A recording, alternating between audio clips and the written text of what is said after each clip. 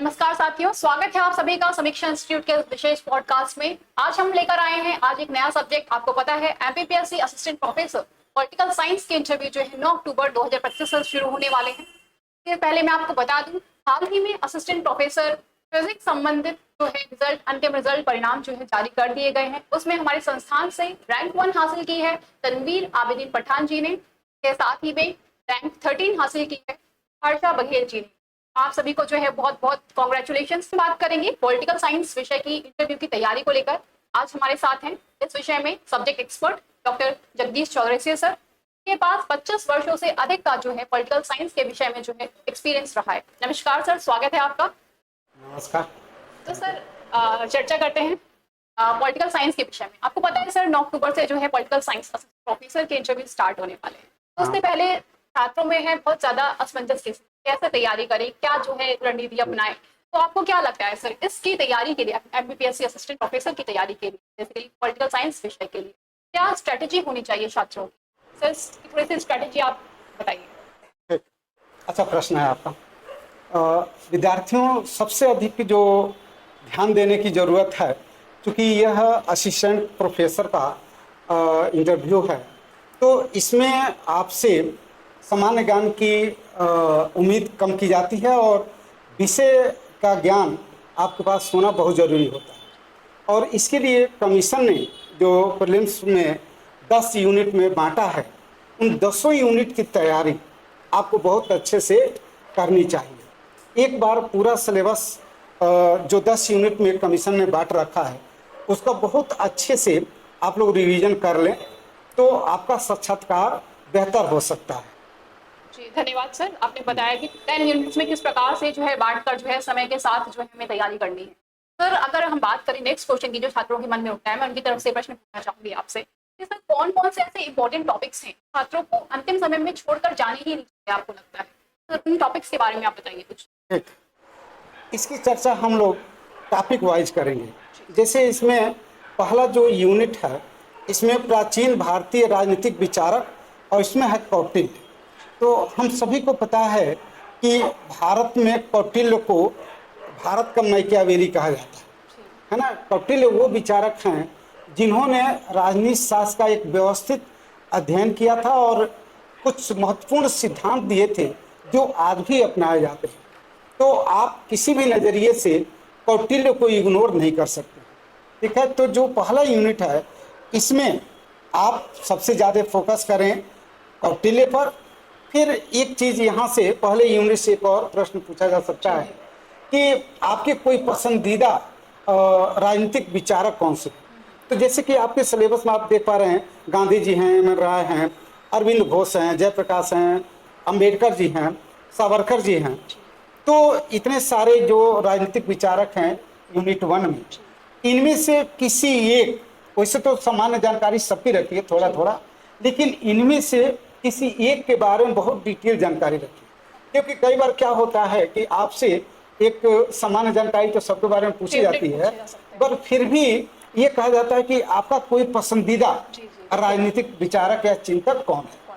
तो अगर आप इस प्रश्न का जवाब देते हैं कि गांधी जी हैं या अरविंद हैं या जयप्रकाश नारायण जी हैं या अंबेडकर जी हैं, तो आपसे अपेक्षाएं बढ़ जाती हैं कि कम से कम आपसे लगभग 6-7 प्रश्न वहाँ से पूछे जा सकते हैं। तो ये आपकी जिम्मेदारी बनती है कि भले सारे प्रश्न न दें, लेकिन जो शुरुआत के 6-7 प्रश्न पूछे जाएं उनका उत्तर आप दे जाएं। तो इनमें से किसी एक को अपना विशेष राजनीतिक विचारक बना लीजिए और उसके बारे में डिटेल सूचना एकत्रित कर लीजिए, तो आपका यूनिट कवर हो जाएगा। अगर हम लोग बात करें यूनिट 2 की, तो इसमें कुछ मध्यकालीन अवधारणा है ना, व्यवहारवाद है या उत्तर व्यवहारवाद है, चर्च और राज्य का संबंध है, तो उन सब चीज़ों पर कम पूछा जाएगा। लेकिन इसमें 3 शब्द लिया गया है, प्रजातंत्र, स्वतंत्रता और समानता, यानी लोकतंत्र, स्वतंत्रता और समानता। इन टॉपिक को बहुत अच्छे से पढ़ना होगा क्योंकि आज भी प्रासंगिक है। लोकतंत्र की हमारी एक जो है, क्योंकि लोकतंत्र एक हमारी शासन पद्धति मानी जाती है जो हमने अपनाया हुआ है। फिर पूरे विश्व का सबसे बड़ा लोकतांत्रिक देश भारत है ना। और अभी ये हमारे जियो पॉलिटिक्स का हिस्सा भी है। सबसे ज़्यादा हमारा जो विपक्ष है वो यही कह रहा है कि भारत में लोकतंत्र खतरे में है। जी। तो कहीं ना कहीं ये टॉपिक बहुत चर्चा में रहता है, इसलिए ये आपको लोकतंत्र को बहुत अच्छे से तैयार करना चाहिए, जी सर। है ना, कि लोकतंत्र की उत्पत्ति कब हुई, लोकतंत्र किस तरह की शासन पद्धति है, भारत अगर सबसे बड़ा लोकतांत्रिक देश है तो क्यों है। इन सब कुछ बेसिक प्रश्नों पर आपको बहुत अच्छे से तैयारी कर लेनी चाहिए। इसी तरह स्वतंत्रता और समानता हमारे लिए बड़ा इम्पोर्टेंट है हमारी राज्य व्यवस्था के लिए, है ना, क्योंकि कहीं ना कहीं किसी भी व्यक्ति के विकास के लिए स्वतंत्रता का होना बहुत जरूरी है। और समाज में समानता भी बहुत महत्वपूर्ण है, आपसी प्रेम के लिए, आपसी भाईचारे के लिए समाज में। और वो चाहे राजनीतिक समानता हो, आर्थिक समानता हो, जातिगत समानता हो, क्योंकि समानता के बहुत सारे प्रकार होते हैं। तो ये समानता का कंसेप्ट बड़ा व्यापक होता है, मल्टी डायमेंशन एक तरह से होता है। तो इसलिए कहीं ना कहीं इन तीनों कंसेप्ट पर बहुत अच्छे से आपको तैयारी कर लेनी चाहिए। इसी तरह से अगर हम बात करें इकाई 3 की, तो इसमें है आपके शासन के अंग, और शासन के 3 अंग हैं, कार्यपालिका, व्यवस्थापिका, न्यायपालिका। आप सभी को पता है कि इसी से पूरे देश का शासन चलाया जाता है। ये सरकार के तीनों अंग हैं, शासन के तीनों अंग हैं, और तीनों के अपने अपने कार्य हैं। तीनों के संविधान में, भारतीय संविधान के भाग 6 में अलग अलग अनुच्छेदों के माध्यम से अलग अलग इनके अधिकार एवं क्षेत्र की बात की जा रही है। और चूंकि आजकल बहुत सारे ऐसे प्रसंग आए हैं जब टकराव की स्थिति देखने को मिली है न्यायपालिका में, विधायिका में, है ना। जैसे खासकर मैं उदाहरण देना चाहूँगा अनुच्छेद 142 के तहत जो सर्वोच्च न्यायालय ने कहा कि अगर 3 महीने के अंदर राज्यपाल और 1 महीने के अंदर राष्ट्रपति स्वीकृति नहीं देते हैं किसी विधेयक पर, तो भी वो पारित मान लिया जाएगा। तो इस तरह के तो सामयिक मुद्दे हैं, है ना। तो इसको मेरा ख्याल है कि बहुत अच्छे से पढ़ने की जरूरत है इकाई 3 में। फिर अगर हम लोग बात करें इकाई 4 की, तो इसमें पहला टॉपिक है राष्ट्रीय आंदोलन। तो अगर इसको हम लोग तैयार करते हैं तो बड़ा रुचिकर सब्जेक्ट भी है, हमारे स्वतंत्रता आंदोलन से भी जुड़ा हुआ है, ये इतिहास से भी हम कनेक्ट करके इसको बता सकते हैं। तो ये भी बड़ा मल्टी डायमेंशन, इसलिए हमें कहीं ना कहीं राष्ट्रीय आंदोलन पर बहुत ज्यादा फोकस, इसमें कहीं ना कहीं सर एक स्टूडेंट के विचार भी व्यक्त किए जा सकते हैं। हाँ बिल्कुल बिल्कुल, वो क्या विचार रखता है, हाँ वो क्या इसको लेकर रखता है, किस तरह से वो सोचता है ना। कई बार आपसे सवाल भी पूछ लिए जाते हैं कि क्या 1857 की क्रांति वो प्रथम स्वतंत्रता आंदोलन था कि सैनिक विद्रोह था। तो इस तरह के एनालिटिकल प्रश्न आपसे पूछे जा सकते हैं, है ना। आपका भी ओपिनियन दिया जा सकता है। इंटरव्यू अपने आप में एक व्यक्तित्व की परीक्षा माना जाता है। वो ये नहीं है कि आपने कितना रट के आए और यहाँ पे बता दिए, है ना। यहाँ पे ये देखा जाता है कि आपकी अपनी ओपिनियन क्या है, आप कैसा सोचते हैं, आपके पर्सनालिटी का कितना विकास हो पाया है, आप चीजों को किस तरह से सोचते हैं। क्योंकि आप जिस पद के लिए आप जा रहे हैं असिस्टेंट प्रोफेसर, वहां पर आपको मार्गदर्शन देना है, वहां पे आपके विचार सुदृढ़ होने चाहिए, सुदृढ़ होना चाहिए, कंसेप्ट क्लियर होना चाहिए, है ना। तो इस तरह के मुद्दों को जरूर हमें देख लेना चाहिए। फिर अगर हम बात करें तो अभी इसी इकाई में एक चैप्टर है संविधान संशोधन और पुनरावलोकन, जुडिशल रिव्यू, यानी कॉन्स्टिट्यूशन अमेंडमेंट और जुडिशल रिव्यू, न्यायिक पुनरावलोकन। ये दोनों ही बड़े चर्चा में रहते हैं, क्योंकि आपको पता है करेंट से रिलेटेड है। संसद संविधान में संशोधन करती है अनुच्छेद 368 के तहत, और अगर वो संविधान सम्मत नहीं है तो न्यायपालिका पुनरावलोकन शक्ति से उस कानून को रद्द घोषित कर देती है।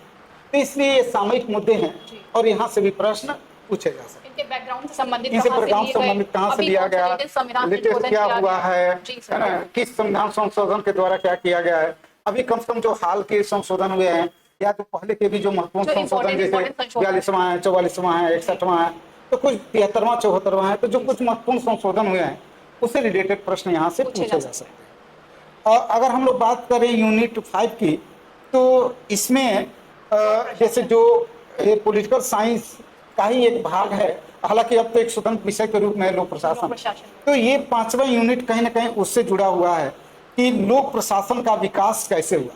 तो अभी तक लोक प्रशासन को हम लोगों ने 6 चरणों में बांट रखा है।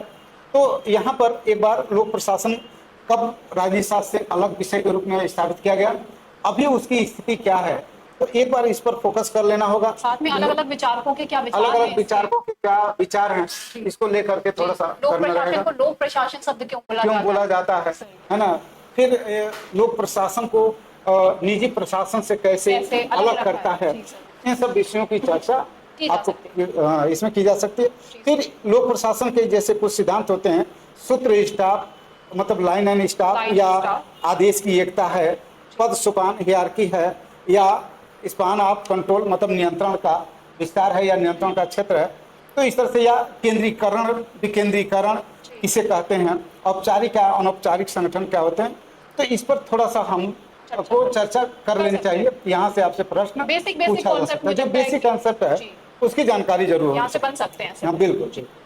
इसी तरीके से जो यूनिट 6 है कार्मिक प्रशासन, इसमें भर्ती प्रशिक्षण पदोन्नत, तो इसमें कम से कम ये हर कुछ विभागों के क्या पद सोपान हैं, ये जैसे राजस्व प्रशासन है, पुलिस प्रशासन है, विकास प्रशासन है, तो इनकी क्या हियरार्की होती है, यहाँ से प्रश्न पूछा जा सकता है। या फिर लीडरशिप क्या है, डिसीजन मेकिंग क्या है, कम्युनिकेशन क्या है ना। भारत में विकास की कौन कौन सी योजनाएं बनी, कितनी पंचवर्षीय योजना नाम आप लोगों ने सुना होगा, कितनी पंचवर्षीय योजनाएं रही, क्या उनके मुख्य उद्देश्य रहे हर परियोजना का, तो क्या उन्होंने टारगेट अचीव किया नहीं किया। तो यहाँ से भी प्रश्न आपसे पूछा जा सकता है, या उसी का जो अब योजना आयोग का नाम बदल के नीति आयोग हो गया, तो वहाँ से भी सवाल आपसे पूछे जा सकते हैं। इसकी भी तैयारी कर लेनी चाहिए। इसी तरीके से अगर बात करें यूनिट 7 की, अंतर्राष्ट्रीय संबंधों की, तो ये आजकल बहुत चर्चा में है ना। और खासकर जब से ये रसिया यूक्रेन युद्ध है, या उधर इजराइल हमास का युद्ध चल रहा है, इधर ट्रंप ने जो टैरिफ लगा के पूरे विश्व में तहलका मचाया हुआ है, तो कहीं ना कहीं इससे हमारा जियो पॉलिटिक्स कितना प्रभावित हो रहा है। मुझे लगता है सर ऐसे विषय में सर करंट से रिलेटेड सर ज्यादातर बिल्कुल बिल्कुल इस टॉपिक को आपको करंट से देखना होगा। करंट से रिलेटेड बेसिक एक शुरू करेंगे कि हमारी भारत की विदेश नीति क्या है, उसको ध्यान में रखते हुए करंट में क्या इश्यू चल रहा है, इसको रिलेट करते हुए यहाँ से प्रश्न आपसे पूछे जा सकते हैं। तो इसको बहुत अच्छे से तैयार कर लेना है, ठीक है ना। हमारा क्या राजनीतिक घटना क्रम, जैसे अभी बांग्लादेश में, श्रीलंका में या नेपाल में अभी सत्ता परिवर्तन, जो JNG क्या है, जो सामयिक मुद्दे, अभी मिस्टर राहुल गांधी जी का भी बयान, जो हमारे विपक्ष के नेता भी हैं, तो उनका भी बयान आ गया। इसकी वजह से भी ये चीज बहुत चर्चा में रहा। राज्यों की राजनीति भी भारत की राजनीति को सीधे तौर पर प्रभावित करती है। तो इन सब चीजों पर थोड़ा सा जो करंट इश्यू चल रहे हैं अभी, है ना, राजनीति शास्त्र से संबंधित, उस पर भी आपको एक सामान्य जानकारी होनी चाहिए। फिर अगर हम लोग बात करें 8वें यूनिट की, तो इसमें क्योंकि अंतर्राष्ट्रीय संबंध के 2 डायमेंशन होते हैं, एक राजनीतिक और एक आर्थिक। तो हमारा राजनीतिक संबंध अगर अच्छा है तो आर्थिक संबंध भी अच्छा होता है, आर्थिक संबंध अगर अच्छा है तो राजनीतिक संबंध भी अच्छा होता है। जैसे अभी कहीं ना कहीं जो टैरिफ का मुद्दा है वो आर्थिक मुद्दा है, लेकिन उससे हमारा राजनीतिक संबंध प्रभावित हो रहा है ना। तो इन सब चीज़ों को रिलेट यहाँ पे करना रहेगा। फिर अगर हम लोग बात करें यूनिट 9 की, इकाई 9 की, तो इसमें मध्य प्रदेश राज्य के पुनर्गठन कब कब हुआ, जैसे पहले बार 1 नवंबर 1956 को हुआ, या अभी 1 नवंबर सन 2000 को हुआ, ठीक है ना। तो अभी वर्तमान में इसकी कितनी क्या संरचना है ये देख लेना है। फिर ये राज्यपाल मतलब पूरी तरीके से राज्य प्रशासन, मतलब जिसमें ये है राज्यपाल, मुख्यमंत्री, मंत्री परिषद, इन सब चीज़ों को इनकी क्या भूमिका रहती है ये देख लेना है। मध्य प्रदेश कनेक्ट करते हुए देख लेना, बिल्कुल मध्य प्रदेश के संदर्भ में ही देखना है। ये पूरा यूनिट मध्य प्रदेश से ही संबंधित है, ठीक है। तो और फिर अभी विधानसभा का गठन, उच्च न्यायालय के क्या क्षेत्राधिकार, तो ये सब देख लेना। मध्य प्रदेश में कौन कौन से राजनीतिक दल हैं, है ना, कौन सत्तारूढ़ दल है, उसकी क्या मैनिफेस्टो है वो, तो इन सब चीज़ों पर थोड़ा सा आपको देख लेना चाहिए, ठीक है ना। या कौन सी पार्टी राष्ट्रीय है, कौन क्षेत्रीय है, इनको कौन इसका दर्जा देता है, किन आधारों को देता है, तो ये सब चीज़ें आपको देखनी चाहिए। और अगला और अंतिम है, ये है सीधे सीधे मध्य प्रदेश प्रशासन से, जिसमें सचिवालय, मुख्य सचिव, सचिव, आयुक्त, जिला प्रशासन में आपका ये कलेक्टर है, या इससे ऊपर संभागीय आयुक्त है, या कलेक्टर के नीचे ADM है, कम से कम SDM तक आपको जरूर जान लेना चाहिए। यानी मध्य प्रदेश के सचिव से लेके और SDM तक इनके क्या कार्य हैं, क्या दायित्व हैं, इससे संबंधित प्रश्न पूछे जा सकते हैं। सो इस पर आप लोग जरूर देख लेना है।